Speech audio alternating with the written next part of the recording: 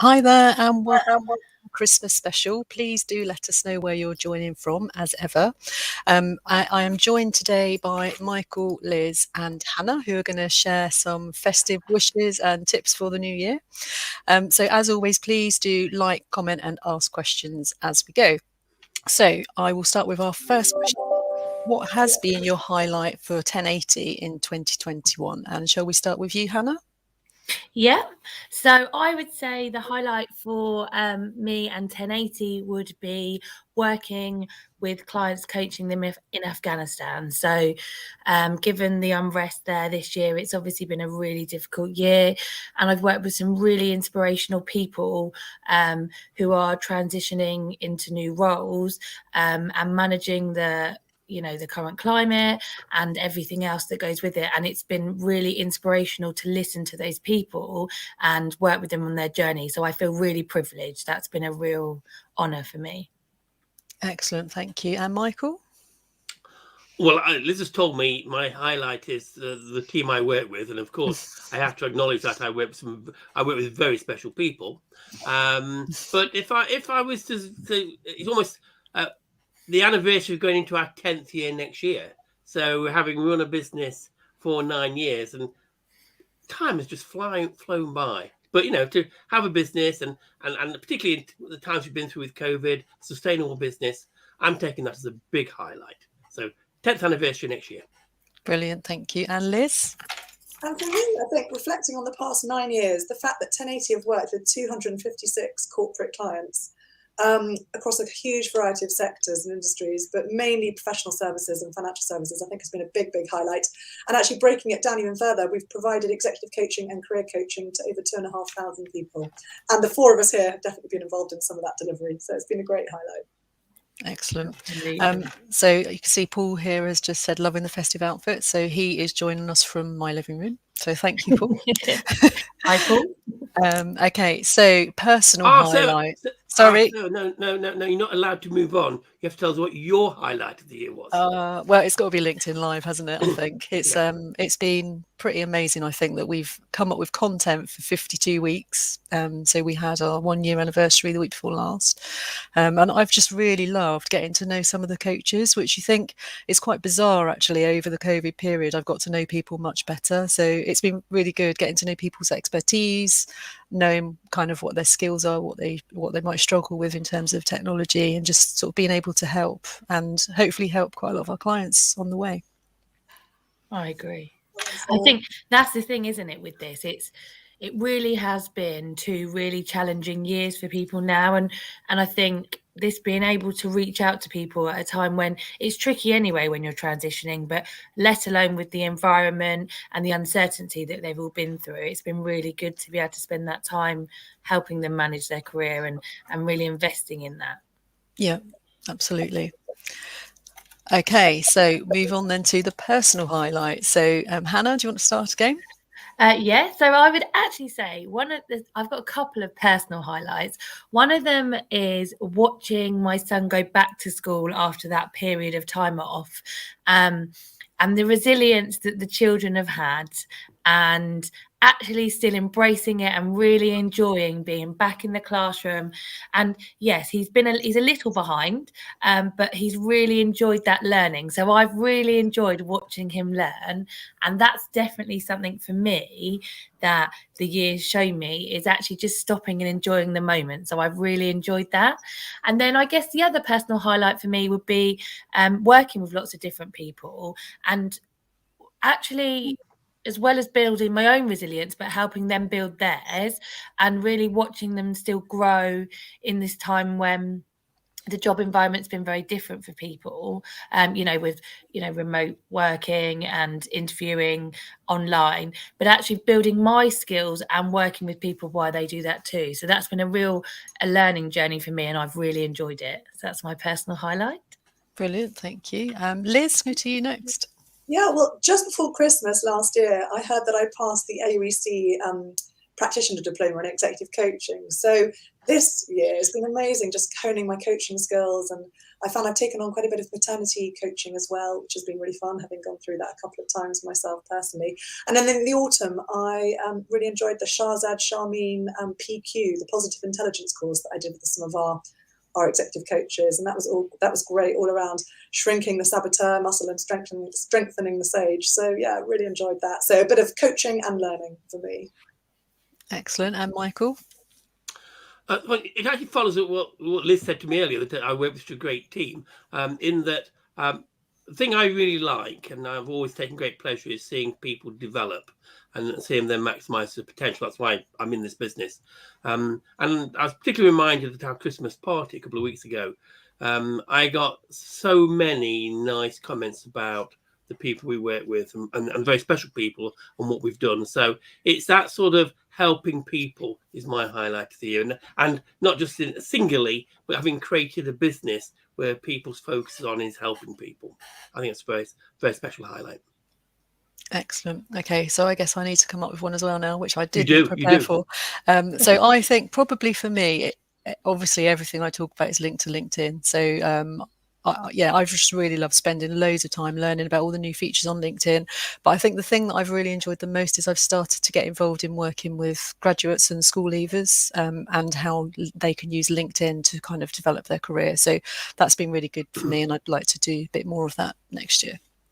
So that's me. So we go back to me. I well recall when we were working at the F place, you doing a presentation and being very nervous and apprehensive about it, and us giving you some coaching and saying, "Well, get out there." And then it so happened we had a gap around LinkedIn, and I said to you, "Sarah, how do you fancy that?" Yeah. Now, I don't think at that moment in time you would envisage yourself hosting what I call a TV program live on LinkedIn, and that's how far you've come. And I get fantastic pleasure of thinking that is something I've helped create. Yeah, so, definitely. Yeah. Now, Thank you. Now, the next thing, though, and I hope LinkedIn are listening, is I've been very disappointed we don't feature in their adverts. I notice Andrew does, and I notice the squiggly girls do. So I was thinking we must be the right sort of people now they're going to have for the next New Year's advert. What do you think, Sarah? I think we need to increase our follower count. But yes, yeah, definitely. That's definitely something to aim for. We'll be on their list next year. Yeah. Who knows?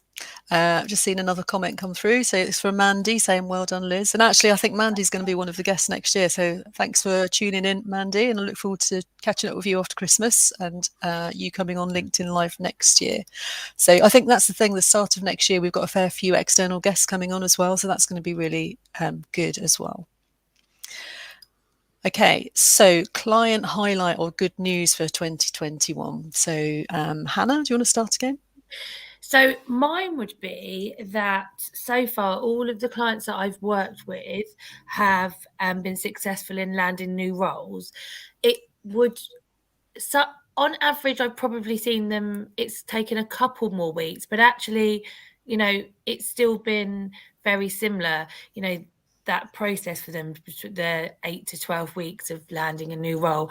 And most people have found it and those roles very successfully. So that's my personal highlight, is all of the coaching clients I've worked with have successfully landed new roles. Good. Okay, Liz?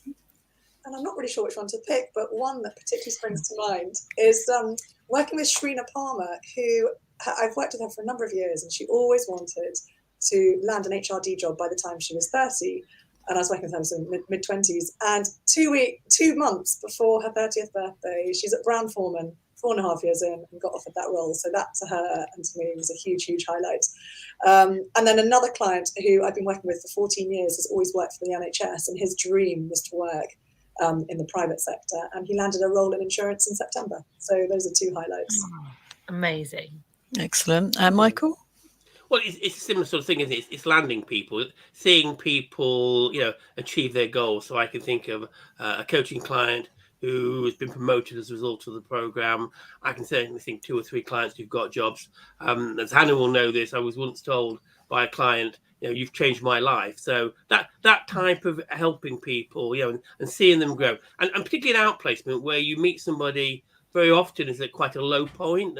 They're questioning their capability, they're short on confidence, and yet you can work with them. And I suppose if I was going to name one who, I think this year I worked with the best network I've ever come across, a lady called Emma Instone. She was absolutely fantastic about identifying target companies, the person she needed to get in front of, and then using a network to connect her. And she spent a lot of time, it was in the midst of COVID, working diligently to get there. And eventually she got there. Took her longer than she thought. And she's now got a very senior job. And when I caught her just before Christmas, losing my hat, she was very happy indeed. So that was my personal highlight, as always, landing somebody into their dream job. Yeah. Mine are very similar as well. So I've had quite a lot of clients this year that have changed sector, which has been really great to actually have some real life kind of case studies of people that have gone from private sector to working in a doctor's surgery to working at a local physiotherapy office and all sorts of different things like that. It's been great. I have one client, Louise, who was she took longer than she wanted to land her role, but she got where she wanted in the end. And actually she got the role, I think, after initially being turned down, and then it kind of came back to her. So that was really good. And then one client who I got, who she basically was adamant where she wanted to work. We found someone in her network. She approached them, found a job advertised internally, phoned up, got an informal interview, coached her through the interview process, and then she got that job. And it was a completely different sector. And that was the only job she applied for. So, I mean, that's pretty amazing. So from the time I started working with her, 6 weeks later, she had the role in the organisation she wanted. So I think that's probably got to be my highlight, actually. So that was a lady called Candy. That's amazing. Okay, so next year, job hunting. Any advice for job hunting in 2022? So, Michael, do you want to start this time? Yes, well, and I suppose if we take the first 2 or 3 months, then we know there's significant movement in the market. We also know there's significant uncertainty. So I'm going to say being opportunistic and being brave, i.e., don't be afraid to put yourself out there, as you just illustrated by Candy, sort of having this targeted approach, using your network.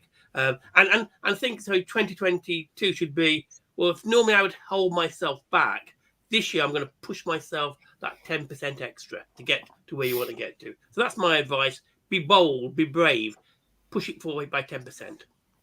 Excellent. Liz? And for me, building on the theme, it'd be keep networking. Look for ways to continually add value to other people. Think about the long term, and it will come your way as well. Things working both ways. Excellent. And Hannah? Mine is similar to Michael's, but it's take your whole self. So take your whole self to work, take your whole self to the interview, do what it is that you're passionate about. Really make sure you're applying for things that you want. And I think that really shows, and use that interview to get that position. Yeah. So I would have also said about the networking, obviously using LinkedIn as much as possible. But then I think interview, I think that's key. And just to really try to remember that it is two-way. When you get there, be really prepared, be as prepared as you can be, go in with questions and try and make it a conversation rather than you feeling like you're being grilled. I think that's probably the best thing if you can feel comfortable in that way. Okay, so any final thoughts from anyone before we end for today? Well, we've rushed through this, haven't we? We have, yeah. So I think let's go back one and let's talk a bit about we talk about networking and bringing your whole self and going the 10%. So let's be more practical. So Liz, when you say add value, give us some examples of how you add value to people, or how you suggest people can sort of build a network by adding value. I think it's about, we've all got different things. We've all got things that we've got in common with people. But if you hear about someone's talking about, or they've just moved house and they're wanting, it can be as basic as they want to have a dentist. If you know that area, give them a recommendation, or they want a restaurant in town and you know what sort of food they like. I think it can be as simple as that, or it can be work related, that they've got an interview and you want to help them with something work related. But I think a lot of people think networking is just related to work, but it absolutely isn't. It could be much broader. 100%. Liz, on that. Oh, sorry. Yeah. Go on, Hannah. Go on. Just things like you mentioned to me the other day about sharing on social networks, like in your area, around swapping Christmas paper and things like that. So you want to be able to share and network like that. Actually, they are very new pop-up groups, but they are most certainly groups that you will share interest with. And I definitely think that, you should subscribe to those. Yeah, absolutely. Just and also you get to know your neighbours that way by sharing the Santa rolls. Yeah. Yeah. And Sarah, now turning it to LinkedIn, could you give a couple of good examples how you might add value using LinkedIn to build your network? Yeah, I mean, if it's people that you already know, then I would say just keep an eye out for content that's going to be relevant for people that you are knowing about, and then kind of then either send it to them or share it with them. So that can be whether it's a job role or an interesting article, that kind of thing. So that's always really useful. Yeah, it's really good to share knowledge that way.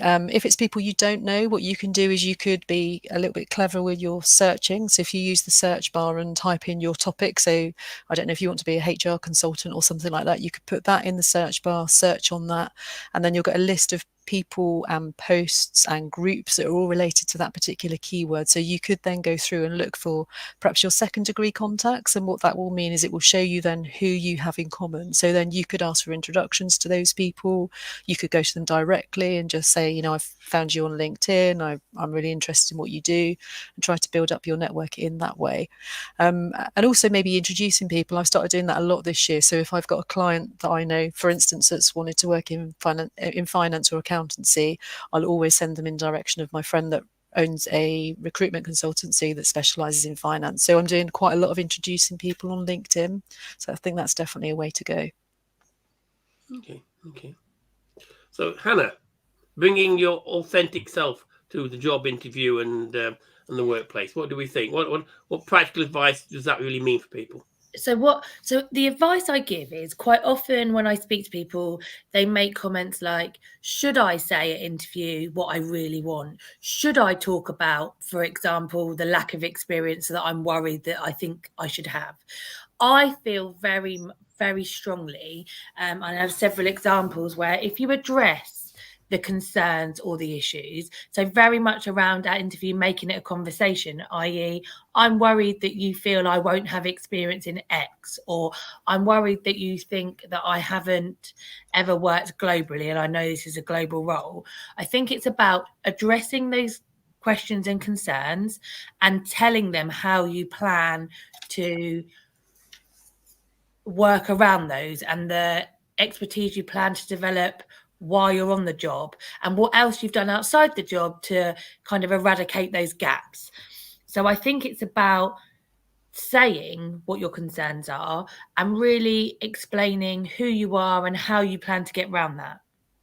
Okay, and just take that slightly further, because I think it's more. I think being authentic is about sort of telling people about what's important to what your values are, and making sure they align with the organisation. So when we get at the interview stage, what advice do you give people to test the organisation, so to speak? Well, Sarah said it's a two-way thing. Does the organisation share my values? What do you think, Sarah? Well, again, I would go straight to LinkedIn on that. If you look at the company pages on LinkedIn, there's a section on there normally, which is called Life or something like that on one of the tabs. And from there, you will find things about corporate social responsibility or things like their values. So I would definitely do some work around that and try to come up with some examples, and even ask the interviewer if they've got some more they can tell you about some of the things that they're doing. Because I think, like you say, it is really important to make sure that what you value is also valued by that organisation, and that they're not just writing that on their website and doing nothing with it. Yeah, Liz, I think Go now. I think don't be afraid to ask them as well. Ask them what their values are. Tell them why your values are important, because you don't want to go for a job that you won't be happy with. So it is a two-way process. This is an adult relationship. You want to enjoy your time there, and you want to be a good fit, and they want someone who's a good fit. So do ask how they do that. Go one step further than just reading, and ask the person interviewing you why they enjoy working there. Yeah, and building upon that, I had one punchy client ask them why people leave the organisation. Ooh, I like that. Which leads me very nicely into, and of course, the golden rule is if you don't feel the values fit, i.e. your gut is telling you don't go there. I've seen so many people attracted by money or ease of location, or so it's easy, I've got this job on offer, but deep down they know it's not a good fit. And it never works out, because your values stay with you, they don't change, the values of the people you're working with don't change. So if they don't mesh, you've got a problem. Yeah, and actually, I had two clients in that situation this year. So one felt she was offered the role, got all of the equipment delivered, and then she just didn't feel quite right. So in the end, she had to phone them up, and they came back and picked up all the equipment and took it back. But she just thought it's not going to be right. It doesn't feel right. So I think that was really brave of her to do that, and it all turned out fine in the end. The other one also didn't feel comfortable, but actually did accept it, and she ended up leaving 2 weeks later. And I think actually the first person had the better idea. Yeah. And returning to mine about this extra 10%. So, give a really good example is, if you're planning a job move next year, at the moment you're listening in, then one of the key things to do is get yourself some sort of mentor. And in a mentor, either in the sector you want to move to or within the organizations that you want to work to. And the 10% is be brave, use LinkedIn to reach out to people and say, I've checked you out, I've seen you've got this, would you be prepared to mentor me? So being absolutely, and I know it takes people out of their comfort zone, and yes, you will get rejected on occasion, but I know fortune favors the brave. I'll get that in a minute. Fortune favors the brave, and therefore, push yourself into that little bit of zone of uncomfort to make that extra move. Yeah, if you don't ask, you won't get. Yeah, absolutely. Good idea. Yeah, good. Does that bring us to the personal piece there, Sarah? So I've hijacked that slightly from you. No, that's fine. So no, we're pretty much done now then, really. So that was all about job hunting, and it's just talk about next year, really. I also think, reflecting on it, just be kind to people rather than always sort of batting back. Actually, just give kudos on LinkedIn or write someone a nice review. I think 2022 is, even though I hope I describe myself as quite a kind person, I want to be kinder than I have been. Yeah, and that goes back to your point about adding value to people. Making sure people feel appreciated. I still think within your network, you have to work really hard to nurture. And when you want it to help you, it's always a function of how much time you've invested in it. And I know we're all very busy people, but it doesn't take more than 2 or 3 minutes to drop somebody a note and say, I was really kind of you, or thank you for doing this, or So I absolutely agree with you, Liz. That bit about building credits to the bank doesn't take that much time, but you've got to be systematic. You've got to do it. Yeah. I think the only other thing I'd say at the moment is there's so much talk about the Great Resignation and it's the job seekers market and all of that, and I think actually that's really disheartening for people that have been looking for a job for a long time. So I don't know if it is true. I did a little survey on LinkedIn and I got almost 600 people, and way more than half, almost 2/3, were out of work because of redundancy rather than resignation. So I think just take a little bit of caution with what you read and don't feel too disheartened, I guess is what I'm saying, because I don't know if it is a job seekers market. I'm not sure, really. I don't know. What do you think, Michael? Okay, well, I'm going to go to one of my favourite Henry Ford quotes, aren't I? I'm bound to go to whatever you think, you're probably right. Whatever you think, you're probably right. So in actual fact, and this is before the Great Resignation debate. The message I always give to my clients is, and as a CEO of now several companies, the most difficult thing I have, the most difficult task, is hiring good people. It's always the same. And by the way, I think that's shared through the world. So no matter how many people you see unemployed or how many people are seeking jobs, it's about having that self-confidence about, I can really make a difference to this organization. And certainly if you go into the job search with that view and in the interview, that will come over to the employer's confidence. So I'm absolutely, I know that if you do the right things and you have the right mindset, you'll get that job. Now, that doesn't mean it will be easy. It doesn't mean you don't have resilience, but I absolutely know with the right mindset, and I think we've all quoted examples today, doing the right things with the right mindset does deliver results for people. And yet, there are occasions where you get discouraged, but I repeat, the most difficult thing for anybody running a business is finding good people. And that hasn't changed. So I'm absolutely confident it's a job seekers market. So don't get downhearted, don't get depressed. Have a strategy, stick to it, have that confidence. When you go through that room, think about, I am going to be the best candidate they're going to see today. And I promise you that will generate revenues. Like you said, just go on say, I get quite disheartened when I see people on phone-ins. Well, I've sent off 100 emails for jobs, 100 applications. Well, at which point did you realise that wasn't going to work for you? Now, so you've got to adapt to that. Now, we also know that introductions are very powerful. So instead of sending out 100 emails, talk to your network, make sure they're on message, ask for introductions, and we know it works. We've been in this industry a long time. 70% plus of all jobs go as a result of a networking introduction, and anyone can build a network. Trust me, anybody. So I'm bullish for job seekers in the new year, because I know hiring good people is very difficult. The main message is spend your time wisely. Yeah. And I think as well, you've got to, it's that piece around, like Michael says, you know, whatever you think, you're probably right. Your situation is your situation. If the media is talking about the Great Resignation debate, it could be that a whole series of people have chosen to change their lifestyle, so they have left their job, but maybe they're not looking for another job, or maybe they've completely changed direction. So it's that piece that, you know, whatever your situation is for you, and not to worry about what everybody else's is. And if you follow the rules that Michael's talking to, and if you're kind, as Liz has suggested, honestly, it will come.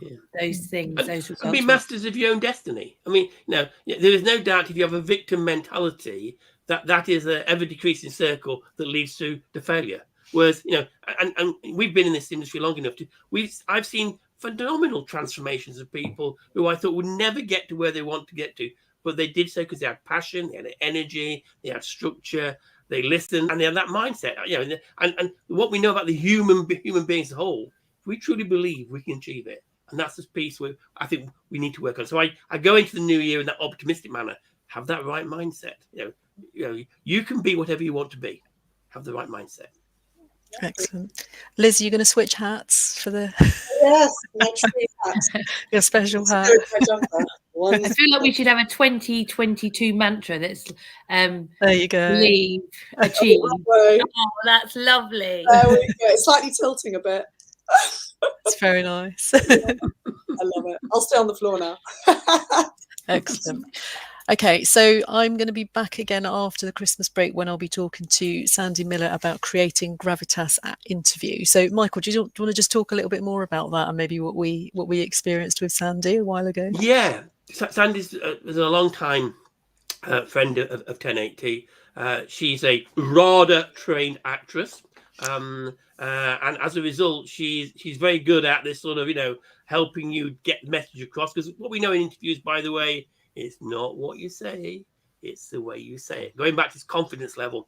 And so therefore, be prepared. If you're going on the floor, she'll have you lying on the floor doing breathing exercises, because that's what she does.